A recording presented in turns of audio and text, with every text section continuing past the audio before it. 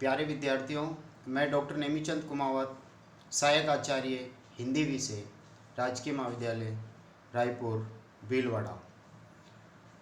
आज आपकी इस बीए पार्ट प्रथम वर्ष विषय हिंदी साहित्य की ऑनलाइन कक्षा में आप सभी का हार्दिक स्वागत और अभिनंदन। प्रिय विद्यार्थियों, हमने जुलाई माह के पाठ्यक्रमानुसार आपके प्रथम प्रश्न पत्र में संकलित प्रमुख 16 अलंकार, छंद, शब्द शक्ति, काव्य गुण, काव्य रीतियाँ आदि विषयों पर हमने पिछली ऑनलाइन कक्षाओं में विस्तार से अध्ययन कर लिया है। जुलाई माह के पाठ्यक्रम पर आधारित आपके प्रथम प्रश्न का ये अंतिम विषय है काव्य दोष, जिसका हमने पिछली एक कक्षा में विस्तार से अध्ययन किया है। प्रमुख 4 काव्य दोषों को मैंने पिछली कक्षा में आपको विस्तार से समझा दिया है। इनके काव्य दोषों की परिभाषाओं पर हम चर्चा कर चुके हैं, काव्य दोषों के प्रकारों पर हम चर्चा कर चुके हैं, और ये जो काव्य दोष की प्रमुख परिभाषा और प्रमुख प्रकार, भूमिका आदि पर हम विस्तार से अध्ययन कर चुके हैं। और ये श्रुति कटुत्व दोष को मैंने विस्तार से समझाया आपको, अश्लीलत्व दोष को समझा दिया है। साथ ही च्युत संस्कृति दोष, यानी ये जो शब्द दोष हैं 4 ग्राम्यत्व दोष तक हमने पिछली कक्षा में विस्तार से अध्ययन कर लिया है। आज हम वाक्य दोष से आपकी इस कक्षा का मैं आरंभ करने जा रहा हूँ। तो प्यारे विद्यार्थियों, कुल लगभग 10 काव्य दोष जो प्रमुख काव्य दोष बनते हैं वो आपके पाठ्यक्रम में संकलित है। मैंने पिछली कक्षा में भी चर्चा करते हुए आपको ये बताया था कि आपके 5 अंकों का एक प्रश्न आता है, जिसमें यह आता है कि काव्य दोष को परिभाषित करते हुए किन्हीं 2 काव्य दोषों को विस्तार से समझाइए। चाहे कोई से भी 2 काव्य दोष जो आपको सरल लगते हैं उनको आप वहाँ पर परिभाषित करके उदाहरण देके समझा सकते हैं। या प्रश्न ऐसे भी आ सकता है कि काव्य दोष को परिभाषित करते हुए निम्नलिखित काव्य दोषों में से किन्हीं 2 को समझाइए। 4 वहाँ सामने दिए होते विकल्प में, और उनमें से किन्हीं 2 काव्य दोषों को आपको समझाना, और 5 में से 5 पूरे अंक लाए जा सकते हैं। तो आज हम शुरू करते हैं 5वां काव्य दोष। 4 हम पिछली कक्षा में पढ़ चुके हैं। 5वां देखिए, अकर्मत्व दोष। अकर्मत्व शब्द में ही परिभाषा छुपी हुई है, यानी वाक्य में जहाँ शब्दों का क्रम सही नहीं हो, यानी जिस वाक्य में कोई शब्द अपने उपयुक्त स्थान पर प्रयोग नहीं किया जाता है वहाँ अकर्मत्व दोष होता है। जैसे उदाहरण देखिए, सीताजू रघुनाथ को अमल कमल की माल, पहिराई जनु सबन की हृदयावली भूपाल। यहाँ पर सीता जी ने रामचंद्र जी को स्वच्छ कमलों की माला, अमल यानी स्वच्छ, कमल की माल यानी स्वच्छ और पवित्र कमलों की माला पहनाई। पहिराई जनु, जनु यानी यहाँ पर उत्प्रेक्षा अलंकार का वाचक शब्द है ये जनु। तो उत्प्रेक्षा अलंकार का प्रयोग करते हुए ये बताया गया है कि मानो वह माला राजाओं की हृदयावली हो। तो जनु सबन की हृदयावली भूपाल।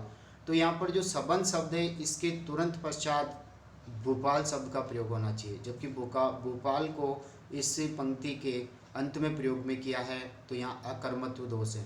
तो इसकी ये सही पंक्ति ऐसे होती है, पहिराई जनु सबन भूपाल की, यानी सबन सभी राजाओं की हृदयावली मानो हृदय की पंक्ति हो। तो यहाँ पर ऐसा नहीं करने के कारण ये दोष हैं। दूसरा उदाहरण देखिए, राम गए फिर वन में, भरत पहुँचे कुछ दिन में। इस वाक्य को पढ़ने से भी लगता है कि राम गए फिर वन में थोड़ी गए, वो एक ही बार में वन में गए हैं। भरत फिर पहुँचे कुछ दिन में, तो ये जो भरत पहुँचे के बाद में जो हंसपद का चिन्ह लगा हुआ है, यहाँ पर फिर शब्द का प्रयोग होना चाहिए। पंक्ति ये होगी, राम गए वन में, भरत पहुँचे फिर कुछ दिन में, तो ये पंक्ति सही होती। लेकिन यहाँ पर अकर्मत्व दोष है, कवि ने क्रम भंग कर दिया है। तीसरा उदाहरण देखिए, विश्व में लीला कर रहे वे मानवी। तो वे मानवी जो शब्द अंत में आया है, जबकि इसका सही प्रयोग आरंभ में होना चाहिए, वे मानवी विश्व में लीला कर रहे। यहाँ पर भी एक कर्मत्व दोष। अगला उदाहरण देखिए, हाथियों का हिनहिनाना और घोड़ों का चिंगाड़ना कानों में कड़वा रस भर रहा है। यहाँ पर क्रम उलट दिया गया है, कर्मत्व दोष है, क्योंकि हाथी जो है वो हिनहिनाते नहीं बल्कि चिंगाड़ते हैं। तो हाथियों का चिंगाड़ना और घोड़ों का हिनहिनाना कड़वा रस भर रहा है। ये पंक्ति इस तरह से क्रम से होनी चाहिए थी, लेकिन कवि ने क्रम उलट दिया है। इसी तरह से अगला उदाहरण देखिए, लड़ते हैं रणवीर में डट करके। यहाँ पर भी पंक्ति को पढ़ने से ऐसा लग रहा है कि क्रम भंग है। तो ये पंक्ति इस तरह से होनी चाहिए, लड़ते हैं वीर रण में। तो रण के पहले वीर शब्द का सही प्रयोग होना चाहिए, लड़ते हैं वीर रण में डट करके। ये पंक्ति यहाँ पर सही होती। तो यहाँ पर भी एक कर्मत्व दोष। अगला एक उदाहरण जो देखिए, जो कुछ भी हो मैं न संभालूंगा इस मधुर भार को जीवन के। अब इस पंक्ति को पढ़ने से भी ऐसे लगता है कि जो जीवन का जो भार है, तो ये जीवन के शब्द को आरंभ में लेना चाहिए, जीवन के मधुर भार को न संभालूंगा, ये क्रम ठीक होना चाहिए। एक और उदाहरण देखिए यहाँ पर, समय सबल निर्बल करत है कहत मनु ये बात। यहाँ पर भी एक क्रम भंग है, क्योंकि यह जो शब्द है ये करत है के तुरंत बाद में आना चाहिए। सही पंक्ति ये होगी, समय सबल निर्बल करत है, समय सबल निर्बल करत है यह कहत मनु बात, यह कहत मनु बात। तो यह शब्द को वहाँ से हटा करके कहत शब्द के पहले लेना चाहिए। तो ये एक तरह से अकर्मत्व दोष हैं, जहाँ पर वाक्य में शब्दों का क्रम उलट पुलट हो जाता है, क्रम भंग कर दिया जाता है, तो वहाँ पर अकर्मत्व दोष होता है। अगला दोष देखिए, छठा दोष, दुष्कर्मत्व दोष। दुष्कर्मत्व दोष अर्थात दुष्कर्म यानी क्रम सही होते हुए भी उसका क्रम कवि जानबूझ करके विपरीत कर देता है या उसको भंग कर देता है। यानी लोक व्यवहार में या शास्त्रों के विपरीत शब्दों का क्रम रख दिया जाता है, जहाँ पर तालमेल नहीं बैठता है, तो वहाँ दुष्कर्मत्व दोष होता है। जैसे मारुत नंदन मारुत को मन को खगराज को वेग ल जायो। मारुत नंदन यानी मारुत यानी हवा के, नंदन यानी पुत्र, मारुत को यानी हवा को, फिर मन को, खगराज को वेग ल जायो यानी हनुमान जी जब लंका गमन की ओर जाते हैं तो उनकी तीव्र गति को देख करके कवि ने ये पंक्ति लिखी। इसमें मन का जो वेग होता है वो सर्वाधिक होता है, अत्यंत तीव्र होता है। तो मन के वेग को यानी खगराज का वेग को, मन के वेग के आगे खगराज का वेग कुछ भी नहीं है, तो मन को आखिर में रखा जाना चाहिए था, किंतु ऐसा न करके मन को खगराज के पहले रखा गया है, इसलिए यहाँ पर दुष्कर्मत्व दोष है। ये सही पंक्ति ये होनी चाहिए, मारुत नंदन मारुत को, क्योंकि पहले तो हवा का वेग होता है, मारुत को यानी हवा का, उसके बाद खगराज का, क्योंकि पक्षी जो है हवा को भी चीर करके आगे भेदते हुए आगे बढ़ जाता है, तो हवा की गति से तेज गति होती है पक्षी की, तो खगराज को, फिर आता है मन को, क्योंकि मन की चंचलता या मन की गति सर्वाधिक होती है, इसलिए मन को सबसे अंत में इसमें रखा जाना चाहिए। कवि ने यहाँ पर क्रम भंग कर दिया। अगला जो उदाहरण है वो देखिए, कमल चंद्रमा को देखकर खिल रहा है। ये सही पंक्ति नीचे लिखी हुई है सबसे अंत में, देखिए यहाँ पर, मुख मयंक को देखकर विकसा मानस कंज, यानी मुख मयंक, मुख रूपी चंद्रमा को देख करके विकसा मानस कंज यानी मन रूपी कमल खिल गया है। जबकि प्यारे विद्यार्थियों को पता होगा कमल किसको देख के खिलता है, चंद्रमा को या सूर्य को? सूर्य को देख के खिलता है। तो यहाँ चंद्रमा को देख करके कमल का खिलना शास्त्र एवं लोक के विपरीत है, क्योंकि कमल तो सूर्य को देख के खिलता है। तो यहाँ पर क्रम भंग होने के कारण दुष्कर्मत्व दोष। फिर हम चलते हैं सातवें काव्य दोष पर, न्यून पदत्व। न्यून का मतलब कम, पद यानी किसी वाक्य में पदों का कम होना, यानी जितने आवश्यकता उतने पद नहीं होना, कुछ पद जोड़ना पड़ता है, तो वह न्यून पदत्व। यानी शब्द में इसकी परिभाषा छिपी हुई है, जहाँ अर्थ की अभिव्यक्ति के लिए वाक्य में जितने शब्दों की आवश्यकता हो उतने न हों और इच्छित अर्थ की पूर्ति के लिए अपनी ओर से कुछ शब्द मिलाने पड़ते हैं, जोड़ने पड़ते हैं, तो वहाँ न्यून पदत्व दोष होता है। जैसे उदाहरण है यहाँ पर, हृदय कुमुद विकसित हुआ, प्रिय सूत का मुख देख। तो यहाँ हृदय कुमुद के साथ में मुख की संगति बैठाने के लिए यहाँ पर शशि शब्द का प्रयोग होना चाहिए, मुख शशि होना चाहिए। हृदय कुमुद, हृदय रूपी कुमुदिनी जैसे खिल रही है, तो किसको देख के खिलेगी? वो मुख रूपी चंद्रमा को देख के खिलेगी।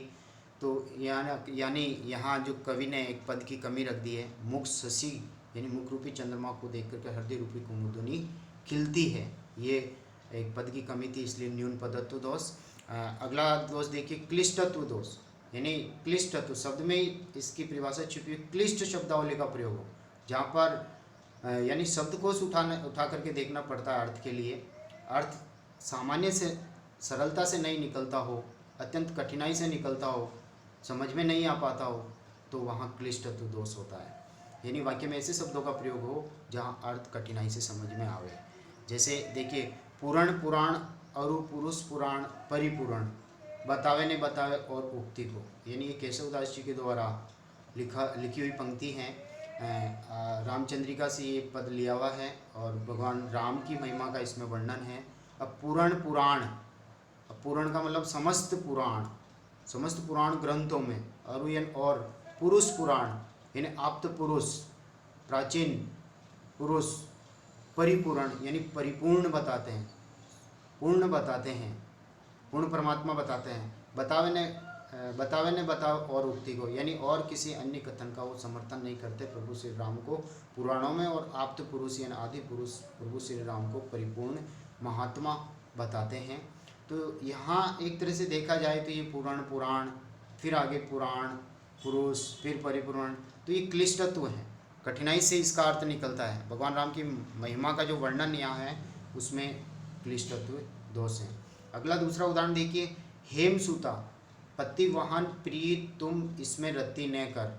अभी इसको पढ़ने से अर्थ समझ में नहीं आ पा रहा। हेमसूता, हेम यानी हिमालय की, सूता यानी पुत्री, हिमालय की पुत्री कौन हुई?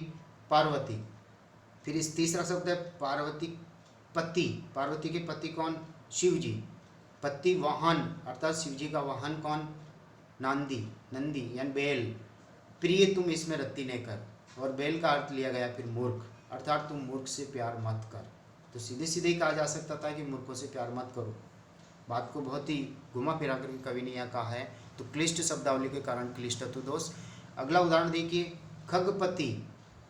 खगपति पति तिये पितु वधु जल समान तू बैन, हंसवाहिनी पति पिता दल समान है नैन। यानी इस पूरी पंक्ति को देखने से खगपति यानी गरुड़ के पति कौन हुए? खगपति यानी विष्णु, गरुड़ के पति विष्णु। फिर पति तिये यानी विष्णु की तिये कौन? पत्नी लक्ष्मी। तिये पितु का मतलब यानी पिता, तो यानी लक्ष्मी के पिता कौन? समुद्र।